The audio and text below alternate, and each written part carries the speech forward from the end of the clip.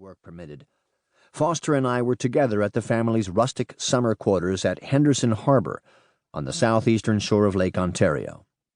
John W. Foster had started the Henderson Harbor family retreat before the turn of the century, in part because of his passion for smallmouth bass fishing, a trait which my brother and I inherited. Soon he was joined there by my father and mother, and their 5 children, of whom my brother Foster was the eldest.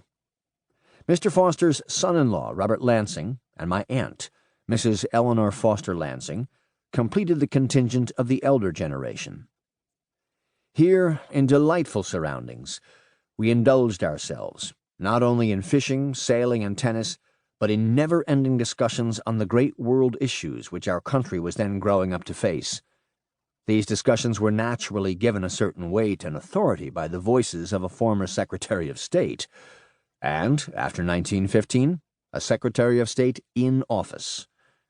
We children were at first the listeners and the learners, but as we grew up, we became vigorous participants in the international debates. My brother Foster was often the spokesman for the younger generation on these occasions.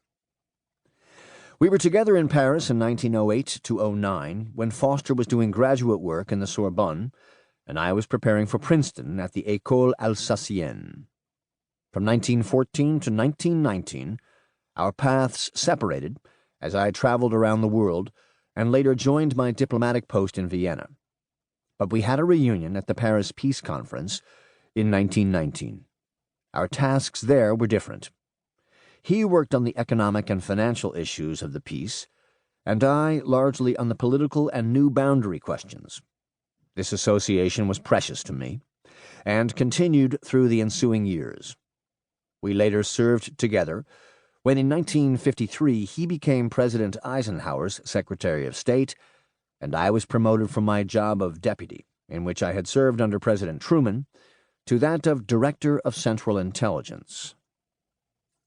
Deeply concerned with the basic issues of our times, with the tragedy of 2 fratricidal wars among the most highly developed countries of the world, Foster early saw grave new dangers to peace in the philosophy and policies of communism.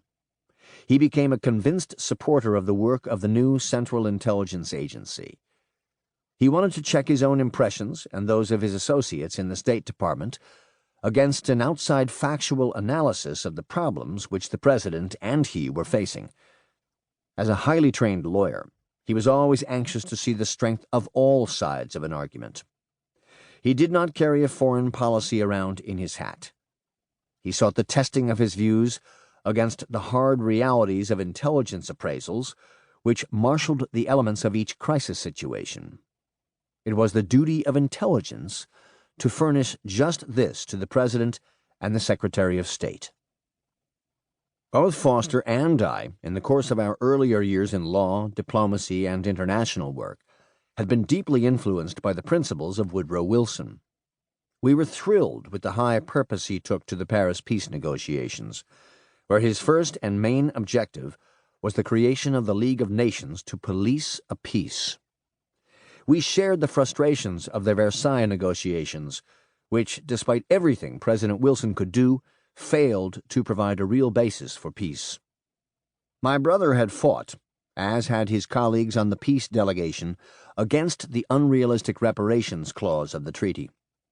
At this time I was working on what seemed to me almost equally unsatisfactory territorial decisions, as the victors imposed the boundaries of the Versailles Treaty. All of this, as we could then only vaguely see, did much toward building up the bitterness that brought a Hitler to power and war to Europe in 1939. When war threatened us in 1941, President Franklin D. Roosevelt summoned Colonel, later Major General, William J. Donovan to Washington to develop a comprehensive intelligence service. As the organizer and director of the Office of Strategic Services during World War II, Bill Donovan, I feel, is rightly regarded as the father of modern United States intelligence. After Pearl Harbor, he asked me to join him, and I served with him in the OSS until the wars against Germany and Japan were over. During these 4 demanding years, I worked chiefly in Switzerland, and after the German armistice in